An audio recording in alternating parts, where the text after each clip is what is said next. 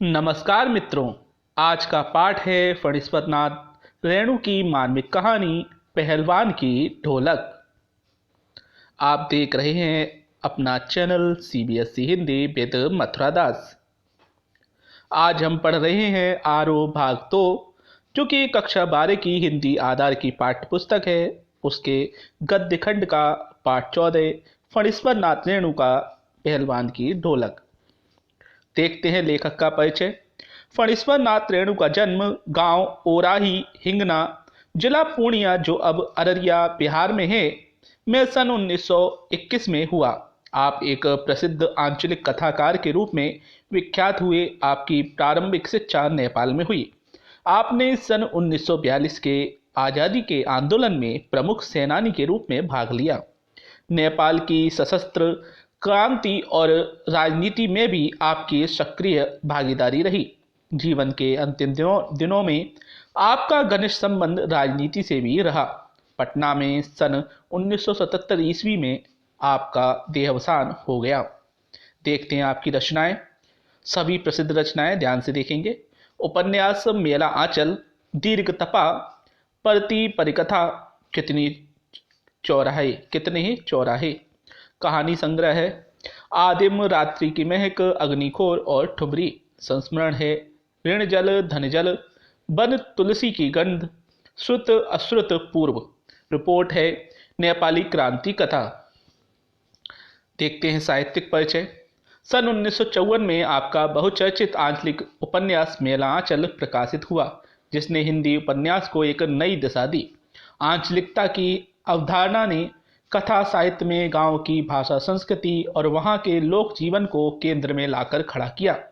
लोकगीत, लोकोक्ति, लोक संस्कृति, लोक भाषा एवं लोकनायक की अवधारणा ने भारी भरकम चीज एवं नायक की जगह अंचल को ही नायक बना डाला।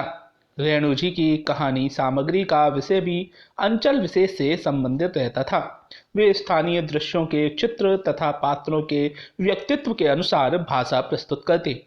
आप ग्रामीण क्षेत्र के अभावग्रस्त जीवन का चित्रण करने में सिद्धहस्त रहे। आपकी रचनाओं की भाषा में ग्रामीण अंचल के शब्दों के साथ अंग्रेजी शब्दों के ग्राम्य रूपों को भी अपनाने की कोशिश की गई है। आपकी भाषा शैली में ग्रामीण वातावरण को सजीवता प्रदान करने की विशेषता रही। देखते हैं पाठ का परिचय पहलवान की ढोलक। प्रस्तुत कहानी व्यवस्था के बदलने के साथ लोक कला और इसके कलाकार के अप्रासंगिक हो जाने की कहानी है, मतलब जरूरी ना होना। इस कहानी में लुट्टन नामक पहलवान का दर्द बयां किया गया है। वह राजा साहब के कर कमलों से अपने जीवन में नाम कमा सका, परंतु आज भी भरपेट भोजन के लिए भी तरसता है, क्योंकि राजा साहब की जगह उनके राजकुमार ने उनकी सत्ता प्राप्त कर ली है, जिसके लिए संस्कृति का महत्व उतना नहीं जितना राजा साहब के लिए था। यह भारत पर इंडिया के छा जाने की समस्या है। ऐसी स्थिति में गांव की गरीबी पहलवानी जैसे शौक को क्या पालती। फिर भी पहलवान लुट्टन ने ढोल के बोल में अपने आप को सिर्फ जिलाया ही नहीं रखा, मतलब जिंदा ही नहीं रखा, बल्कि भूख और महामारी से दम तोड़ते गांव को मौत से लड़ने की ताकत भी दी। लुट्टन पहलवान की भूख और महामारी से मौत व्यवस्था की फटे ढोल की पोल खोल देती है। इस प्रकार लुट्टन पहलवान हमें व्यवस्थाओं के प्रति सोचने को विवश कर देता है। लोक कलाओं और कलाकारों को किस प्रकार बचाए रखा जा सकता है, इस विषय पर कई विचारणीय प्रश्न हमारे मन में उठ के खड़े हो जाते हैं। देखते हैं सारांश। प्रथम बिंदु है भयावह रात्रि और प्राकृतिक आपदा। अंधकार से भरी रात चुपचाप आंसू बहा रही थी। चारों ओर करुण सिसकियों की आहें सुनाई दे रही थी। जाड़े के दिन थे, अमावस्या की रात ठंडी और काली थी। पूरा गांव मलेरिया और हैजे से पीड़ित था। सियारों का क्रंदन और पेचक अर्थात उल्लू की डरावनी आवाज कभी कभी निस्तब्धता को अवश्य भंग कर देती थी। निस्तब्धता मतलब शांति को भंग कर देती थी। कुत्ते जो परिस्थितियों को ताड़ने के लिए विशेष बुद्धि रखते हैं, संध्या या गंभीर रात होने पर मिलकर रोने लगते, लेकिन ऐसी भीषण त्रासदी में भी ताल ठोक कर ललकारती रहती तो सिर्फ पहलवान की ढोलक। यह संध्या से लेकर प्रातःकाल तक एक ही गति से बजती, चटधा गिड़धा यानी आजा भिड़ जा, बीच बीच में चटाक चटधा यानी उठाकर पटक दे। ये आवाजें मानो गांव में जैसे संजीवनी शक्ति भर देती थी। अगला बिंदु है लुट्टन पहलवान का परिचय। लुट्टन के माता पिता उसे 9 वर्ष की उम्र में ही अनाथ बनाकर चले गए। सौभाग्यवश उसकी शादी हो चुकी थी, अतः विधवा सास ने उसे पाल पोस कर बड़ा किया। बचपन से ही अच्छा खान पान होने से उसे पहलवानी का शौक लग गया। इस कारण उसका शरीर सुडौल और मांसल हो गया। वह कुश्ती भी लड़ना सीख गया।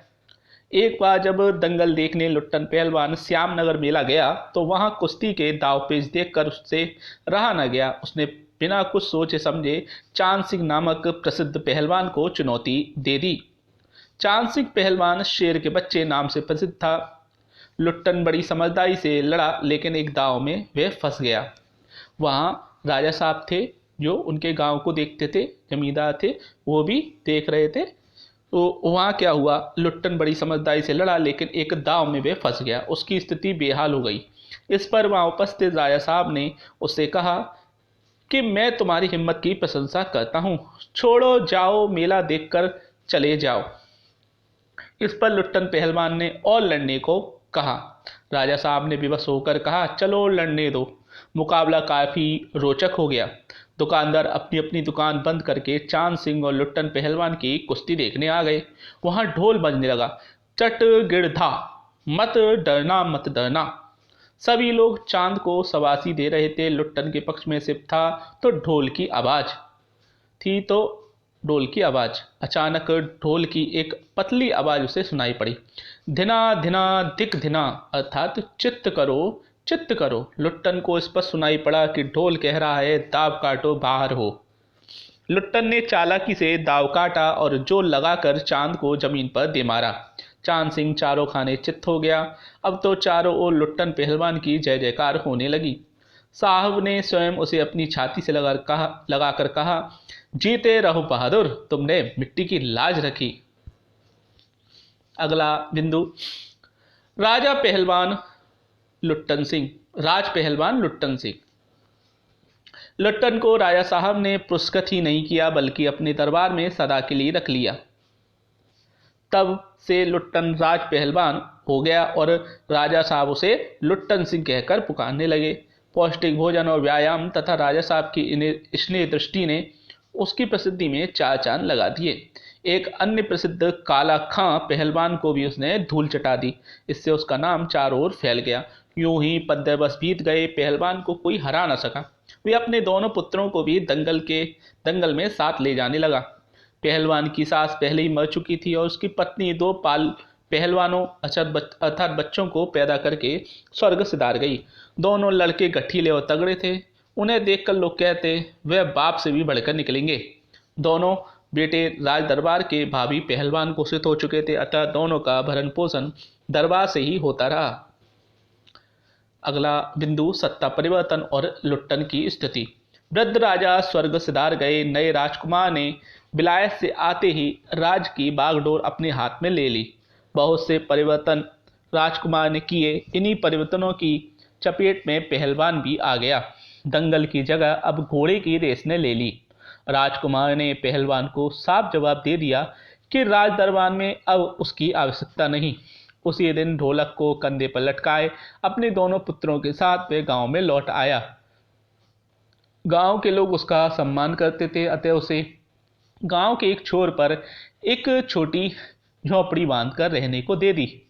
यहाँ रहकर पहलवान गांव के नौजवानों और चरवाहों को कुश्ती सिखाने लगा। खाने पीने का प्रबंध गांव वाले कर दिया करते थे। गांव के किसानों और खेतीहर मजदूरों के बच्चे भला क्या खाकर कुश्ती सीखेंगे। धीरे धीरे पहलवान का स्कूल खाली पड़ने लगा। उसके दोनों लड़के दिन भर मजदूरी करते और जो भी लाते उसी में गुजर होती। महामारी, अनावृष्टि, का प्रकोप, महामारी और अनावृष्टि का प्रकोप अगला बिंदु है। अचानक गांव पे यह वज्रपात हुआ, पहले अनावृष्टि, फिर अन्न की कमी और बाद में मलेरिया और हैजा ने मिलकर गांव को खाना शुरू कर दिया। गांव एकदम सूना सा हो गया। रोज 2-4 लोगों की लाशें उठनी आम बात थी। लोगों में खलबली मची थी। सभी अपने अपने घरों से बाहर निकले और एक दूसरे को ढाढ़स बंधाते थे। बाहर निकलते थे शाम के समय और एक दूसरे को ढाढ़स बंधाते थे। रात्रि की इस विभीषिका को सिर्फ पहलवान की ढोलक ही ललकारती। पहलवान संध्या से लेकर सुबह तक ढोलक बजाता रहता। उसकी यह ढोलक औषधि, उपचार व भोजन से विहीन प्राणियों में संजीवनी शक्ति भरती थी। ऐसा माना जाता कि ढोलक की आवाज में न तो बुखार खत्म करने का गुण था, न ही महामारी का सर्वनाश करने का, पर इसमें संदेह नहीं था कि मरते हुए प्राणी को आंख मूंदते समय कोई तकलीफ नहीं होती थी। मृत्यु से वे डरते नहीं थे। एक दिन पहलवान के दोनों बेटे भी इसकी चपेट में आ गए। असहाय वेदना से छटपटाते हुए दोनों ने पिता से कहा, बाबा उठा पटक दो वाला ताल बजाओ। अतः पहलवान चटाक चटधा वाली ताल पर रात भर ढोलक बजाता रहा। प्रातःकाल जब देखा तो दोनों बेटे जमीन पर मरणासन अवस्था में पड़े थे। पहलवान ने दोनों बेटों को कंधों पर लादा और नदी में बहाया। लोगों ने सुना तो लोगों की हिम्मत टूट गई, किंतु लोगों को आश्चर्य हुआ जब पहलवान की ढोलक की आवाज प्रतिदिन की भांति सुनाई पड़ने लगी। लोगों की हिम्मत इससे दोगुनी हो गई।